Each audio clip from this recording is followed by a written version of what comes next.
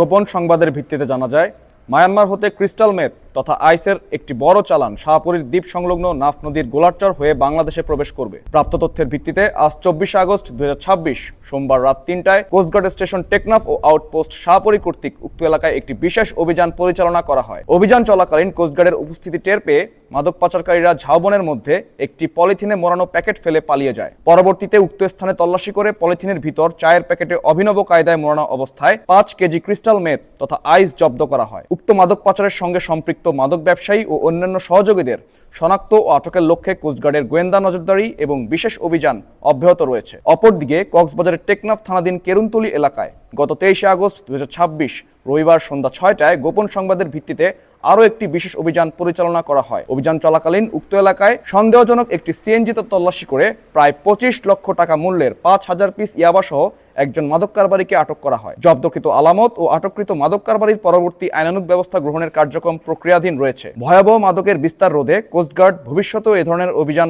অব্যাহত রাখবে।